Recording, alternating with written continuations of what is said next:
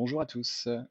Nous remarquons chez EZ que nous avons un taux de lecture assez important sur l'une des KB, sur l'une de nos bases de connaissances. Donc j'en profite pour vous faire une petite vidéo sur les différentes méthodes de déploiement de l'agent de communication. Donc on va synthétiser ça comme on le peut en 3-4 minutes et je vais vous donner quelques petites directions sur la fin de la vidéo afin que vous ayez de plus amples détails à votre disposition. Allez, c'est parti.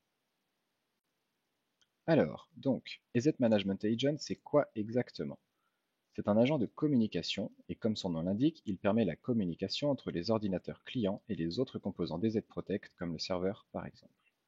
L'agent est identique que ce soit pour des machines clientes ou pour le serveur. Vous devez installer EZ Management Agent sur tous les ordinateurs clients où sont installés d'autres composants EZ Protect ou des produits de sécurité.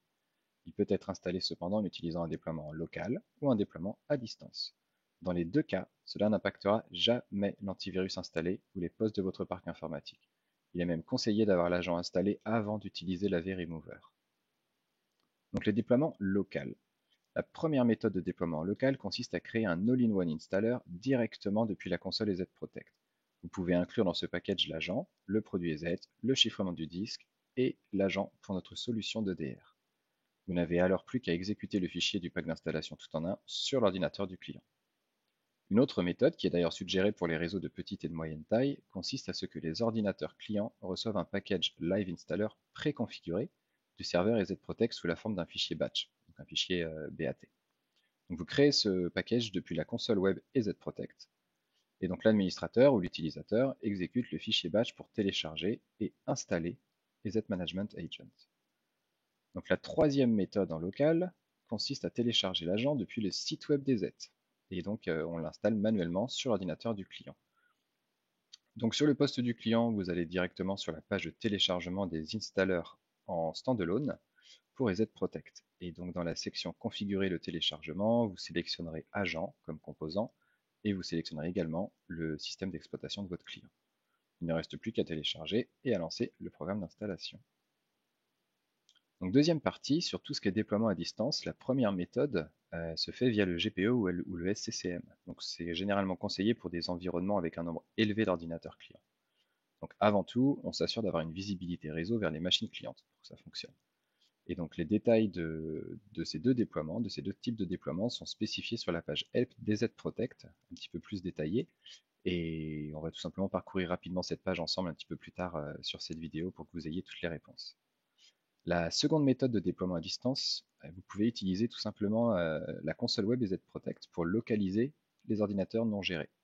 Donc pour ce faire, on doit exécuter une tâche serveur, donc une tâche qu'on va nommer déploiement d'agent, et installer donc silencieusement l'agent chez nos clients. Enfin, vous pouvez utiliser EZ Deployment Tool comme troisième méthode. C'est l'alternative relativement pratique pour déployer à distance sur des ordinateurs via un réseau, donc l'agent en même temps que les produits de sécurité EZ. Donc l'outil de déploiement à distance des EZ, donc je vous répète le nom, EZ Deployment Tool, est disponible bien évidemment gratuitement sur le site web des EZ en tant que composant standalone des EZ Protect. Donc cet outil est réellement idéal pour les réseaux de petite et de moyenne taille et il est exécuté avec des privilèges d'administrateur bien entendu. Donc c'est terminé pour cette courte explication sur les 6 méthodes possibles de déploiement de l'agent de communication EZ. Donc je vous emmène désormais sur la page web des EZ, sur la page Help des EZ, pardon, où vous pourrez avoir de plus amples détails sur une méthode en particulier. Donc je saisis dans mon URL donc help.ez.com. J'arrive sur cette page, je vais sélectionner français. Et donc ici, vous sélectionnez la catégorie des solutions professionnelles. On va un petit peu plus bas, EZ Protect dans toute la catégorie gestion à distance. On ouvre l'aide. Et donc ici, vous voyez, là on est sur la présentation des EZ Protect, mais sur la barre de gauche, déploiement de l'agent EZ Management. Et donc ici, vous retrouvez déploiement local, déploiement à distance. Vous avez un petit peu tout ce qu'on vient d'évoquer. Et si vous voulez rentrer en détail sur l'un des déploiements, je vous invite fortement à le faire. Vous aurez beaucoup plus de détails que ce que je viens de vous donner. Et généralement, ça répond à toutes vos questions. Merci de votre écoute en tout cas, et je vous dis au prochain épisode.